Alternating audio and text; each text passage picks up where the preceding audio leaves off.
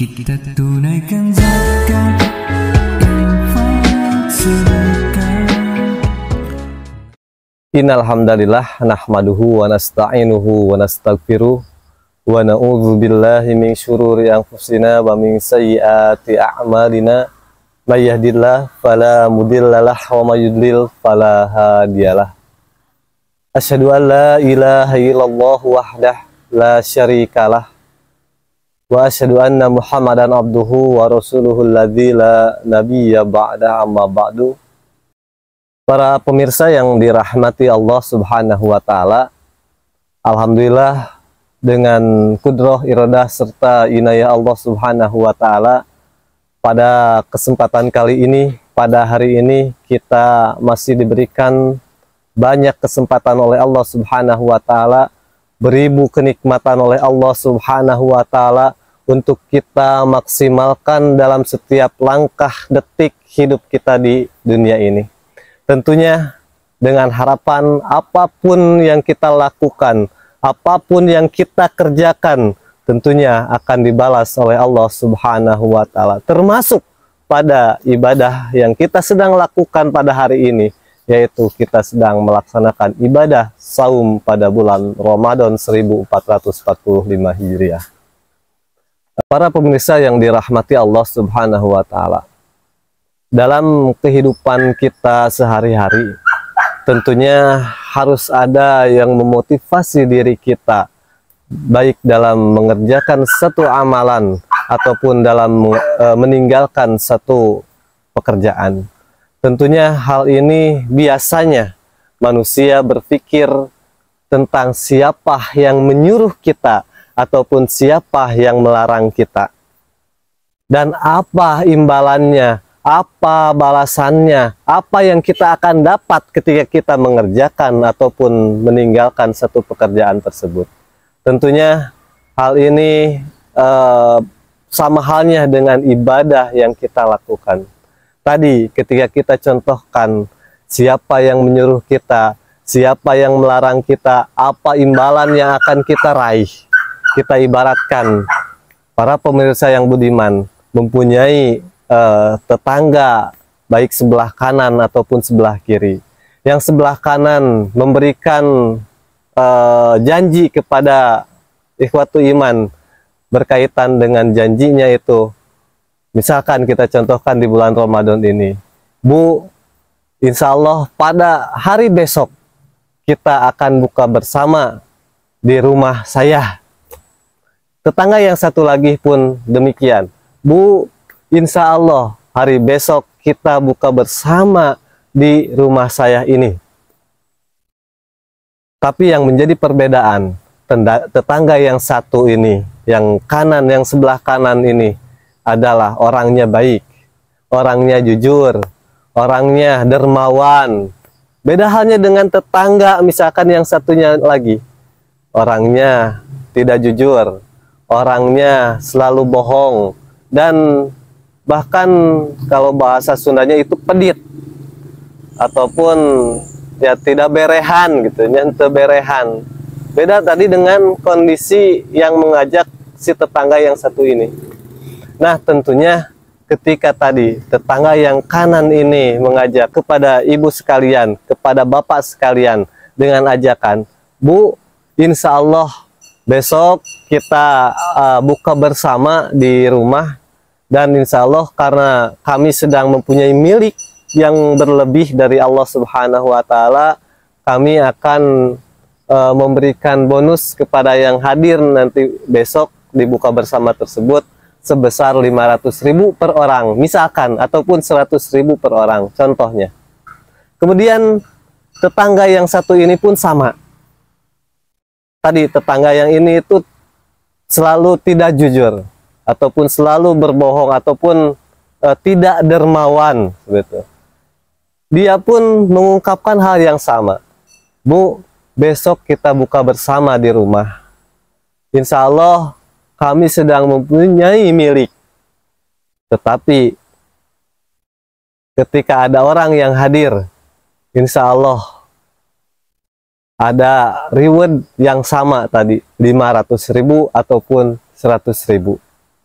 Tentu hal ini ketika dikembalikan lagi ke ibu dan bapak, ketika diajak oleh tetangga yang kanan ini, akan menjawab seperti apa?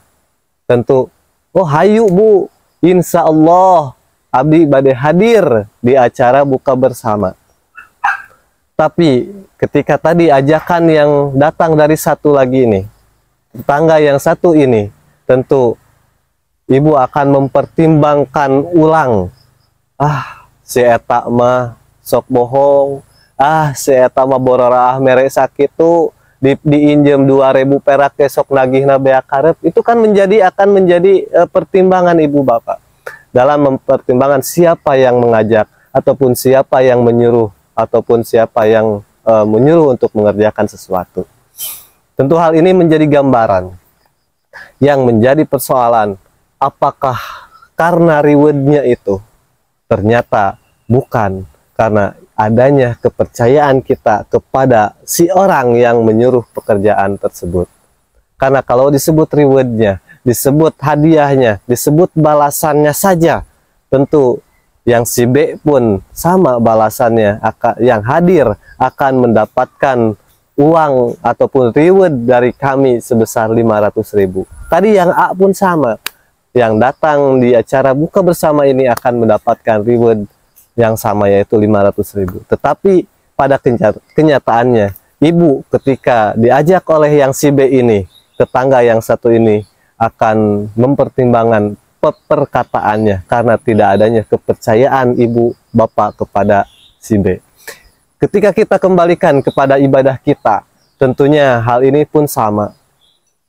Ketika ada perintah Allah Subhanahu wa Ta'ala yang sering kita abaikan, yang sering kita tinggalkan, yang sering kita acuhkan, maka pertanyakan lagi, adakah keimanan, adakah kepercayaan yang dalam hati kita kepada Allah Subhanahu wa Ta'ala?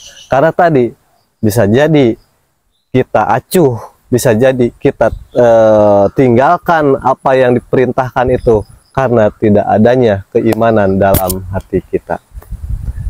Ikhwatu iman yang dirahmati Allah Subhanahu wa Ta'ala, bisa kita simpulkan khususnya dalam ibadah saum ini, kita sering mendengar hadis dari Rasulullah Shallallahu Alaihi Wasallam mengungkapkan, man soma Ramadana imanan wahtisaban ghufira lahu ma taqaddama min dhanbi.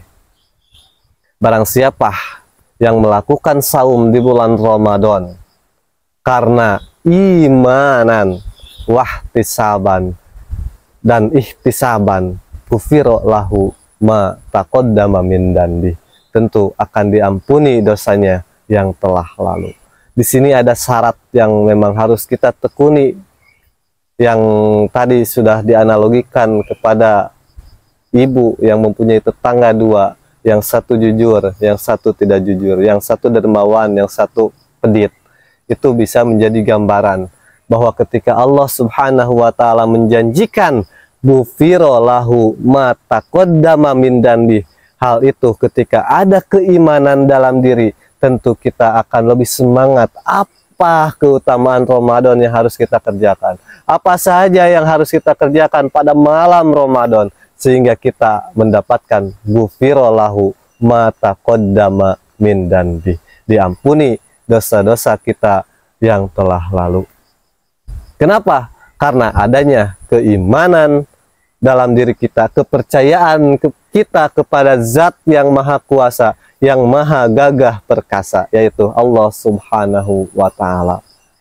Dan tentunya kita pun tidak mengelakkan, tidak mengecualikan pengharapan kita ingin mendapatkan lebih apa yang diberikan Allah kepada kita, yaitu ihtisaban, pengharapan pahala dari sisi Allah.